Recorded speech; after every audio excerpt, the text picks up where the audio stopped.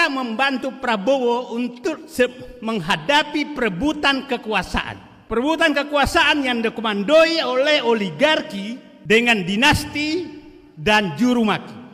Itulah yang dihadapi Prabowo sekarang. Pertanyaan kita, kenapa Pak Prabowo tidak berani melawan tiga ini? Oke?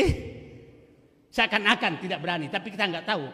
Nah, jadi saya berharap kita semua yang cinta negeri ini, kita bantu Prabowo yang sedang bergulat dengan perebutan kekuasaan yang sebenarnya. Jadi, Assalamualaikum warahmatullahi wabarakatuh. Terima kasih Bung Refli, Bapak penyelamat bangsa, karena beliau konsisten untuk mengumpulkan kita semua. Judulnya ada apa dengan Prabowo? Pertanyaan saya, apakah Prabowo masih ada? Kenapa pertanyaan itu muncul bagi saya? Saya membaca dan menghayati Pak Prabowo dari 3-4 bukunya yang saya baca mulai 2012. Ada 4 yang saya tangkap dari beliau. Satu, bahwa dia risau sekali terhadap bangsanya setelah terjadi 98 tadi, bahwa terjadi paradoks bangsanya kaya tapi rakyatnya miskin. Terus yang kedua, pulang dari Yordania menyatakan tekad bahwa untuk merubah bangsanya tidak ada jalan lain kecuali masuk ke politik agar bisa membuat kebijakan. Dan dia berjuang secara konsisten lebih 20 tahun, mulai dari wapres, 2 kali calon presiden, baru menang menjadi presiden 2024. Apa yang mau dia perjuangkan? Saya lihat hanya 2 sebenarnya. Satu, bahwa ekonomi harus dinikmati oleh rakyat. Yang kedua, bahwa kedaulatan ada di tangan rakyat. Itu yang dia mau perjuangkan. Jadi sederhana sekali yang dia mau perjuangkan. Pertanyaannya, apakah saat ini Prabowo masih di garis perjuangan tersebut? Itulah kenapa saya tadi bertanya, apakah Prabowo masih ada? Itu pertanyaan saya. Karena tadi konfigurasi kabinet kayaknya agak jauh dari yang kita bayangkan.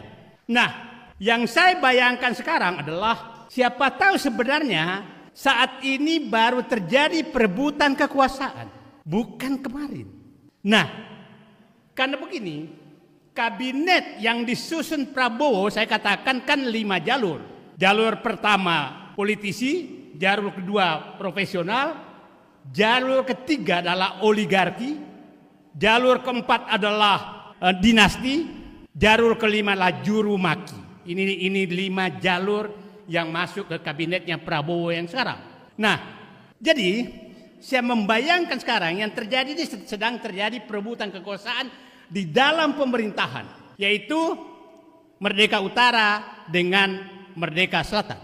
Sekarang udah Merdeka Utara semua, simbol Merdeka Selatan itu wapres. Apa yang terjadi? Saya membaca bahwa komando 3 jalur itu adalah jalur oligarki, jalur dinasti, dan jalur juru maki. Itu komandonya ada di Merdeka Selatan. Profesional politik komandonya ada di Merdeka Utara, di tangan Prabowo. Nah, pertanyaan kita, kenapa Pak Prabowo kalah dari 3 jalur ini kan tadi? Kalau Pak Prabowo tetap konsisten dengan dirinya, maka 3 jalur ini tidak ada. Nah, jadi saya menyatakan kita membantu Prabowo untuk menghadapi perebutan kekuasaan. Perebutan kekuasaan yang dikomandoi oleh oligarki dengan dinasti dan juru maki. Itulah yang dihadapi Prabowo sekarang. Pertanyaan kita, kenapa Pak Prabowo tidak berani melawan 3 ini? Oke? Seakan-akan tidak berani, tapi kita nggak tahu. Nah, jadi saya berharap kita semua yang cinta negeri ini, kita bantu Prabowo yang sedang bergulat dengan perebutan kekuasaan yang sebenarnya. Jadi pemilu kemarin, Pilpres kemarin, baru saya sadari ini sebenarnya adalah perebutan formalitas kekuasaan. Perebutan kekuasaan baru sedang terjadi sejak Perintah Solo 13 Oktober 2022. 2024. Itulah menurut saya titik awal perebutan kekuasaan nyata. Karena saya yakin di Solo itulah terjadi 3 jalur ini menekan Prabowo yang ingin menyelamatkan bangsanya. Jadi saya katakan, di negeri kita hari ini yang terjadi adalah berkumpul orang-orang yang ingin menyelamatkan bangsanya, ingin agar rakyatnya menikmati ekonomi, ingin agar kedaulatan di tangan rakyat, berhadapan dengan penikmat kekuasaan yang dilahirkan dan yang dipelihara oleh Jokowi selama 10 tahun. Dan mereka tidak mau kehilangan kekuasaan dan kenikmatan itu. Sehingga dipasanglah boneka Fufu Papa untuk kelangsungan kenikmatan mereka. Jadi mari tanamkan dalam diri kita semua bahwa sedang terjadi perebutan kekuasaan yang nyata antara para perampok-perampok negara dengan rakyat yang harus menikmati negara ini. Itu yang harus kita bayangkan. Dan kita harus bayangkan yang terjadi adalah komando daripada pihak-pihak penikmat oligarki ini, itu yang saya sering katakan di pantai utara Jakarta yang mengkomandoi Solo dan Merdeka Selatan. Jadi kita bersatu bersama berada di Merdeka Utara untuk menyelamatkan bangsa ini. Saya berharap Cilangkap, Trunojoyo, Senayan juga bersatu dengan Merdeka Utara. Kalau enggak, negara ini bisa bubar. Saya katakan hampir seluruh 10 tahun terakhir, hampir seluruh sumber daya ekonomi sedang dinikmati oleh mereka. Dan sangat wajar kalau mereka tidak mau kehilangan itu. Sangat wajar. Dan semakin merajalela mereka, tidak ada yang bisa halangi. Nah sekarang kita titipkan Pak Prabowo.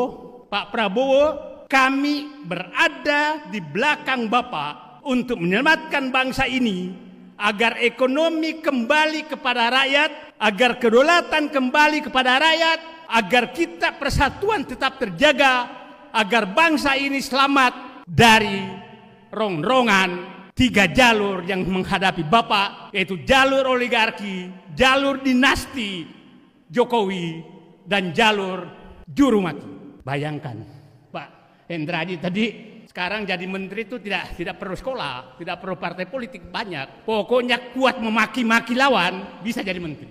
Itu. Nah, jadi itulah posisi kita. Jadi, saya ulangi tadi, apakah masih ada Prabowo? Prabowo harus ada dengan dirinya untuk menyelamatkan bangsanya, dan kami akan bersama menghadapi perongrong bangsa ini. Terima kasih. Assalamualaikum warahmatullahi wabarakatuh.